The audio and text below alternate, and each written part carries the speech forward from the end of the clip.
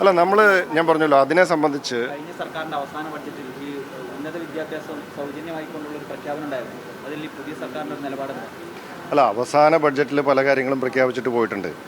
നമ്മൾ ആ നിലയ്ക്കല്ലല്ലോ നമ്മൾ ഇത്തവണ ഈ ബഡ്ജറ്റ് അവതരിപ്പിച്ചിരിക്കുന്നത്. ഈ സർക്കാർ ഉന്നത വിദ്യാഭ്യാസ മേഖലയെ സംബന്ധിച്ച് വളരെ കൃത്യമായിട്ടുള്ള ഇന്നത്തെ കാലഘട്ടത്തിനനുസരിച്ച് നമ്മുടെ ഹയർ എഡ്യൂക്കേഷൻ സെക്ടറിന് പുതിയ ദിശാബോധം നൽകുന്ന ഒരു ബഡ്ജറ്റാണ് അവതരിപ്പിച്ചിരിക്കുന്നത്. അതിൽ നിരവധിയായിട്ടുള്ള കാര്യങ്ങൾ, ഇപ്പോൾ നമ്മുടെ നോളജ് വാലി ആയാലും കേരള റിസർച്ച് പാർക്ക് ആയാലും ഗ്ലോബൽ ജോബ് വാച്ച് ടവർ ആയാലും ട്രൈബൽ യൂണിവേഴ്സിറ്റി ആയാലും ഇത്തരത്തിൽ കേരളത്തിൻ്റെ ചരിത്രത്തിൽ മുൻപുണ്ടായിട്ടില്ലാത്ത രീതിയിൽ അല്ലെങ്കിൽ ഇന്നത്തെ കാലഘട്ടം ആവശ്യപ്പെടുന്ന നിരവധിയായ പദ്ധതികളാണ് ഈ ബഡ്ജറ്റിൻ്റെ ഭാഗമായിട്ട് പ്രഖ്യാപിച്ചിരിക്കുന്നത്. അപ്പോൾ നമ്മൾ ഈ ഗവൺമെൻറ്റിന് കൃത്യമായിട്ട് ഉന്നത വിദ്യാഭ്യാസ മേഖലയെ സംബന്ധിച്ചിട്ടുള്ളൊരു കാഴ്ചപ്പാടുണ്ട്. ആ കാഴ്ചപ്പാടുമായിട്ടാണ് നമ്മൾ മുന്നോട്ട് പോകുന്നത്. കഴിഞ്ഞ ഗവൺമെൻറ്റിൻ്റെ പദ്ധതികൾ അതേപടി നടപ്പിലാക്കാനല്ലല്ലോ നമ്മൾ മാറ്റത്തിലൂടെ നമ്മൾ അധികാരത്തിൽ വന്നിരിക്കുന്നത്. അല്ല, നമുക്ക് അതിനെ സംബന്ധിച്ച് ഞങ്ങൾക്ക് കൃത്യമായിട്ടുള്ള കാഴ്ചപ്പാടുണ്ട്. നമ്മൾ ഒരു ഇന്ദിരാ ഗ്യാരണ്ടി ഉൾപ്പെടെ അത് സംബന്ധിച്ച് നമ്മൾ പ്രഖ്യാപിച്ചിട്ടുണ്ട്. അപ്പോൾ ഞങ്ങൾക്ക് വിദ്യാഭ്യാസത്തെ സംബന്ധിച്ച് അതിനെ കൂടുതൽ അക്സസിബിൾ ആക്കുന്നതിനെ സംബന്ധിച്ച് ഞങ്ങൾക്ക് ഞങ്ങളുടേതായിട്ടുള്ള കാഴ്ചപ്പാടുണ്ട്. അതനുസരിച്ച് മുന്നോട്ട് പോകും. കഴിഞ്ഞ ഗവൺമെൻറ് 10 വർഷം ഉണ്ടായിട്ടും അവസാനത്തെ ബഡ്ജറ്റ് ഇറങ്ങിപ്പോകാൻ നേരത്തെ ഒരു പ്രഖ്യാപനം നടത്തിയിട്ട് പോയതല്ലേ ഉള്ളൂ. അവർ 10 വർഷം ഉണ്ടായിട്ടൊന്നും ചെയ്തിട്ടില്ലല്ലോ. അല്ല, ഞാൻ പറഞ്ഞല്ലോ, അതിനെ സംബന്ധിച്ച് ഇതൊരു കൃത്യമായ തയ്യാറെടുപ്പോട് കൂടിയിട്ടാണ് നമുക്ക് ആ പദ്ധതികളൊക്കെ നടപ്പിലാക്കാൻ സാധിക്കുന്നത്. നമുക്ക് ഈ വർഷത്തെ അഡ്മിഷൻസൊക്കെ നടക്കുന്നതേ ഉള്ളൂ. നമ്മളതിൻ്റെ കൃത്യമായിട്ടുള്ളൊരു ഫ്രെയിം വർക്ക് ഉണ്ടാക്കിക്കൊണ്ടിരിക്കുകയാണ്. അതിൻ്റെ തയ്യാറെടുപ്പുകൾ ഡിപ്പാർട്ട്മെൻറ്റ് തലത്തിൽ ആരംഭിച്ചിട്ടുണ്ട്. നമ്മൾ ആ ഫ്രെയിം വർക്കൊക്കെ ഉണ്ടാക്കി കൃത്യമായ തയ്യാറെടുപ്പോട് കൂടി നമ്മൾ ആ പദ്ധതിയുമായി മുന്നോട്ട് പോകും. അത് നമുക്ക് ഈ ഒരു ഗ്യാരണ്ടിയുടെ കാര്യത്തിൽ മാത്രമല്ല, നമ്മൾ പ്രഖ്യാപിച്ചിട്ടുള്ള എല്ലാ ഗ്യാരണ്ടികളും ഈ ഗവൺമെൻറ് നടപ്പിലാക്കുന്ന കാര്യത്തിൽ പ്രതിജ്ഞാബദ്ധമാണ്. അതിനെ സംബന്ധിച്ച് ഗവർണർ ആ യോഗം വിളിച്ചു ചേർത്തതിനെ സംബന്ധിച്ച് മുഖ്യമന്ത്രിയുടെ ഓഫീസ് തന്നെ വളരെ കൃത്യമായിട്ട് അതിനകത്ത് സർക്കാരിൻ്റെ നിലപാട് പറഞ്ഞിട്ടുണ്ട്. അതിൽ നമ്മുടെ സർക്കാരിൻ്റെ അതൃപ്തി വളരെ കൃത്യമായിട്ട് ഗവർണറുടെ ഓഫീസിനെ അറിയിച്ചിട്ടുണ്ട്.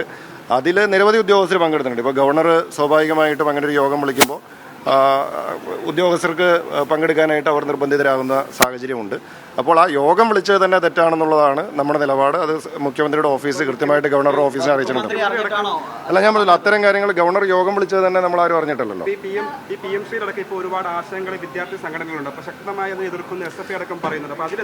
PM-ശ്രീയെ സംബന്ധിച്ചും നമ്മൾ ബഹുമാനപ്പെട്ട മുഖ്യമന്ത്രി അത് വളരെ വ്യക്തമാക്കിയിട്ടുള്ളതാണ്. ഇത് സമരം ചെയ്യുന്ന SFIക്കാരും അല്ലെങ്കിൽ ഇടതുപക്ഷത്തിൻ്റെ ആളുകളും ഒക്കെ ഇത് ഒപ്പിട്ടപ്പോൾ എവിടെയായിരുന്നു? അവർക്ക് അന്ന് ഈ ആവേശം ഉണ്ടായിരുന്നെങ്കിൽ നമ്മൾ ഇന്ന് ഇത്തരത്തിലൊരു പ്രതിസന്ധിയിലേക്ക് നമ്മൾ എത്തില്ലായിരുന്നു. അവരൊപ്പിട്ട് വെച്ച് നമ്മൾ ഒരു സംസ്ഥാനത്തെ ഒരു കരാറിൻ്റെ ഭാഗമാക്കിയതിന് ശേഷം നമുക്ക് ഒറ്റയടിക്കുന്ന നമ്മൾ ഒരു കരാർ ഒപ്പിടുന്നു. ഒരു സർക്കാർ കരാർ ഒപ്പിട്ടതിന് ശേഷം ഒരു പ്രോപ്പർ എഗ്രിമെൻ്റാണ്. അതിനുള്ള നടപടിക്രമങ്ങൾ വർഷങ്ങൾക്ക് മുമ്പ് അവർ ആരംഭിച്ചു.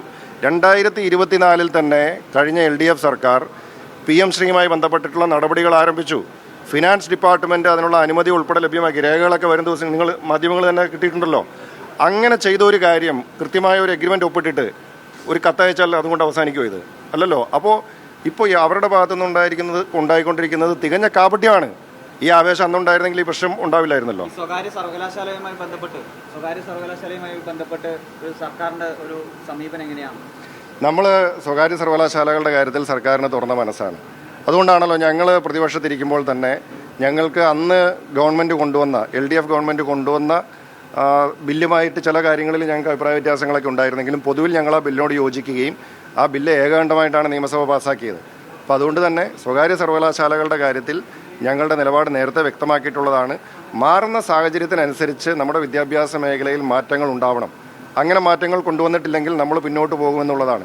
ഞങ്ങൾ ഇത് എത്രയോ വർഷങ്ങൾക്ക് മുമ്പ് ഉമ്മൻചാണ്ടി ഗവൺമെൻറ്റിൻ്റെ കാലത്ത് തന്നെ UDF അതിനു വേണ്ടിയിട്ടുള്ള ശ്രമങ്ങൾ ആരംഭിച്ചപ്പോൾ അന്ന് LDF ഒക്കെ സ്വീകരിച്ച സമീപനം നമ്മുടെ മുമ്പിലുണ്ട്.